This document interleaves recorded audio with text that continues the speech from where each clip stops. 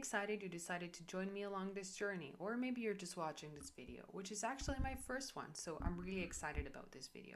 Round of applause for me. Well, anyways, I'm really glad you decided to join me along this journey. I actually started this channel because I'm currently working as a tutor for some students who want to learn Italian, and while I was preparing one of my classes, I started to wonder why not share my lessons on YouTube, so maybe people who cannot afford to hire a tutor, who do not want to hire a tutor, which is completely optional by the way, or maybe they're just not really sure about Italian, well, maybe they can start to learn a bit more about the language, the culture. So I'm going to be recording some videos about grammar, culture, vocabulary, and anything that I think might pique your interest. If you have any suggestions, don't hesitate to leave me a comment and talk to me. Just let me know which video you would like to see in the future. So without further ado, let's dive right in. So in this first slide, we just have a brief idea of what pronouns are, which are called pronomi in Italian. Well, as you can see, they're words used in place of nouns or noun phrases. So here we have a brief example. Giovanni è italiano, which means John is Italian. Lui è italiano. He is Italian. So of course, here we have the first example that you will see. Lui, he, is a pronoun. So what type of pronoun is it? It's a subject pronoun, which is the first group that we're going to see. Pronomi Soggetto, or subject pronouns, can be in the singular or in the plural and are used as the subject. So we have a few other sentences here. Io parlo italiano e lui parla francese. I speak Italian and he speaks French. Anche loro andranno in Italia. They too will be going to Italy. As you can see, both in this one and in the future slides, the thing that we're talking about is going to be highlighted, so you don't have to worry about missing parts of it. Well, the Italian subject pronouns are as follows.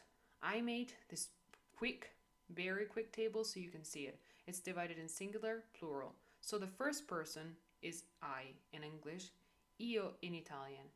And there's just a little note here, because it doesn't have to be capitalized all the time like in English unless it's at the beginning of a sentence. So remember this. First person plural, noi. Second person singular, tu. And I'm sorry, English speakers, but for ours is different. Second person plural, voi. Third person singular, lui, which means he. Lei, which means she. Then we have the third person plural, loro, they. We also have esso, essa, essi, esse, but we'll see them later.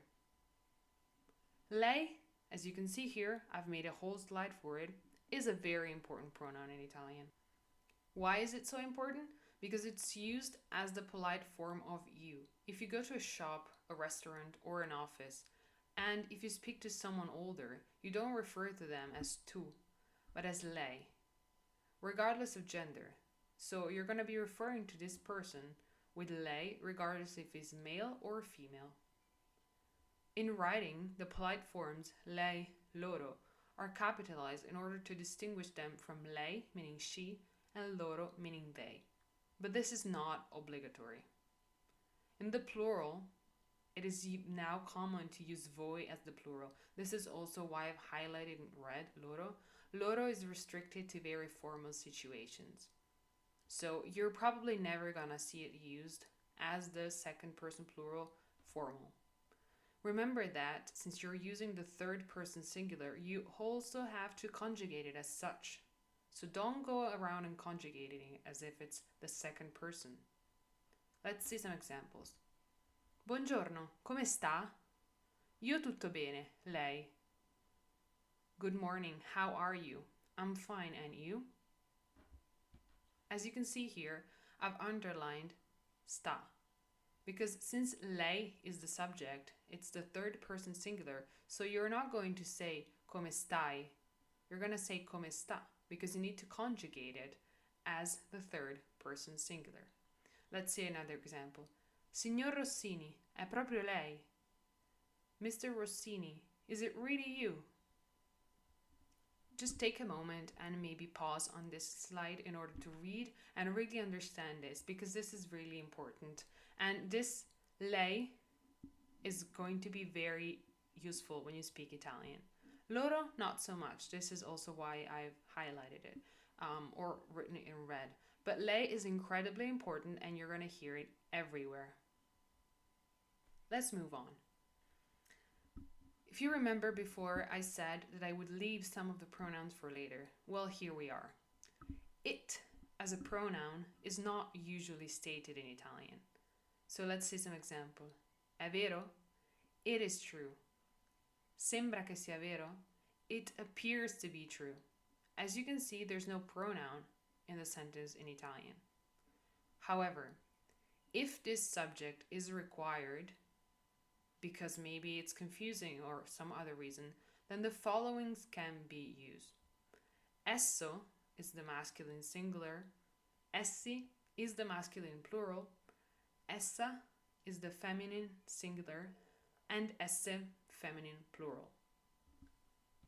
I would also like you to note that it's not often used, but you may find essi used for people and not purely as a plural for it. And maybe this is a side note, but I remember that when I used to write essays in school, sometimes I would put essi instead of loro, referring to people, just because I thought it made me sound smarter. So this is what you're dealing with, and this is why I decided to put this little note in. Once again, feel free to take any breaks and pause on any of the slides in order to maybe write down some notes or just like reread what I said and what I wrote. Now, it seems like Italian has really a thing for third-person singular pronouns, but here we are. There are two more formal pronouns, egli and ella, respective masculine and feminine. They are used specifically to reference famous people or are often used in more formal settings. For example, a student, and this is me, would use egli instead of lui in a school paper or a university essay because it sounds more formal and you think it makes you sound smarter. Ella has almost entirely died out of conversation and written text. I would never write ella. You might occasionally found it, but no one uses it actually. So I'll give you some examples. Dante scrisse la Divina Commedia, egli era fiorentino. Dante wrote the Divine Comedy, he was Florentine. Chi era Virginia Woolf? Ella era una scrittrice. Who was Virginia Woolf? She was a great writer. Well, here, for example, if I were to write these two sentences off the cuff, I would definitely write the first one. So I would use egli, but I would absolutely never write ella era una grande scrittrice. It just sounds antique.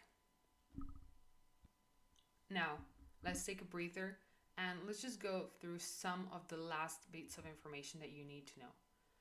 As you've seen before with it, in general, pronouns can be optional in simple affirmative sentences in Italian because it is easy to tell from the verb which person is the subject as you need to conjugate the verb. So you could say, io non capisco, or more commonly, non capisco, which is I do not understand. Or loro vanno in Italia, or vanno in Italia, they are going to Italy.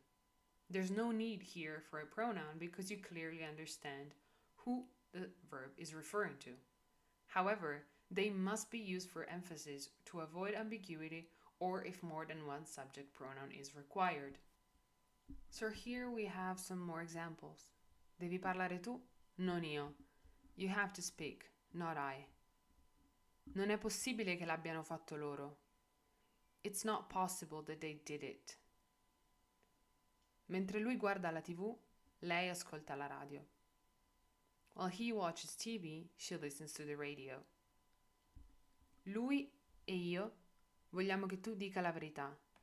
He and I want you to tell the truth.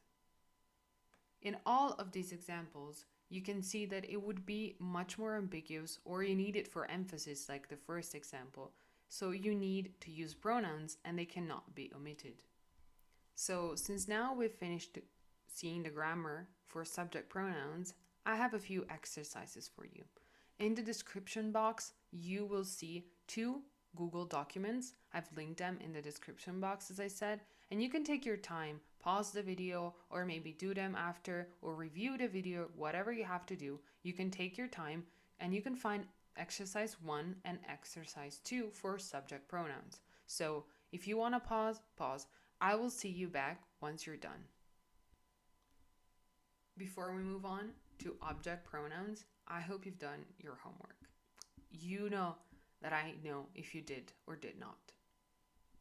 But moving on, object pronouns are called pronomi oggetto in Italian.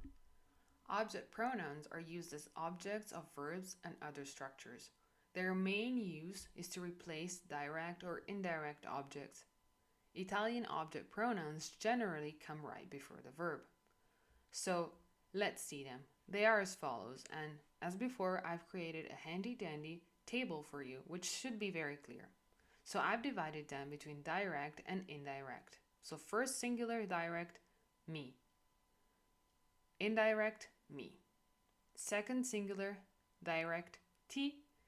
Indirect, ti. Third singular direct, la. Indirect, le. Third singular direct, lo. Indirect, gli. First plural direct, ci. Indirect, ci. Second plural direct, vi.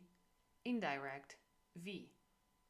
Third plural direct, li for masculine, le for feminine. Third plural indirect, gli masculine, gli feminine.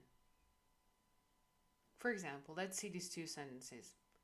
Dove sono I tuoi amici? Gli voglio parlare. Where are your male friends? I want to speak to them. Dove sono le tue amiche? Gli voglio parlare. Where are your female friends? I want to speak to them. So as you can see here, there's no difference in the plural referring to female friends and male friends. But as we saw before, there is a difference in the singular form. So let's try to turn these 2 sentences to the singular form. Pause the video because I will show you the solutions next. Here are the solutions. Dov'è il tuo amico? Gli voglio parlare. Where is your male friend? I want to speak to him. Dov'è la tua amica? Le voglio parlare. Where is your female friend? I want to speak to her. So you can see here the difference. Now it's changed because now the feminine needs a different object pronoun, which is not gli, but le. Now, to complicate things a bit more, the English direct objects pronouns it and them, when talking about inanimate objects, are expressed by the third person direct object pronouns in Italian. So you need to choose the pronoun according to the gender and the number of the noun it replaces. So we know by now that every noun in Italian has a gender and a number, or it generally has a number, but every noun has a gender, whether you want it or not. And we could get into an entire conversation about it, but every noun has a gender. So let's look at some of the examples and maybe you will understand better. Il ragazzo comprerà il gelato domani. Il ragazzo lo comprerà domani. The boy will buy the ice cream tomorrow. The boy will buy it tomorrow. So in English, it's pretty easy. You just take the ice cream and you put it in it. In Italian, it's not so easy because gelato has a masculine gender. Il gelato. Therefore, you need to use the masculine direct object pronoun for the third person, which is lo. Let's look at another example. Quella donna comprerà I biglietti domani. Quella donna li comprerà domani. That woman will buy the tickets tomorrow. That woman will buy them tomorrow. Same here. We have a noun, I biglietti, that is masculine and plural. So we need to use a third person direct object that is masculine and plural. Last example. Mio fratello comprerà la rivista domani. Mio fratello la comprerà domani. My brother will buy the magazine tomorrow. My brother will buy it tomorrow. Here we have the same exact thing. La rivista is singular and feminine, so we use la, which is the third person direct object, feminine and singular. Well, we have reached exercise destination for the second time. So once again, feel free to go back to watch any of the slides, to take your time before you decide to try to do these exercises, but please do them because they will allow you to truly understand if you've understood what we talked about today. So feel free, there as before in the description box, the file is named Object Pronouns and you will have the solutions. Take your time and I'll wait for you to be back. Now that you're back, have you done both the first set of exercises and the second one? If you have any questions or want to leave any comments, feel free to leave a comment under this video. And see you for the next one. So thank you again for joining me on this journey and for learning about object pronouns and subject pronouns. I hope I resolved some of your questions, maybe new ones arose, but I'm really glad you decided to join me today.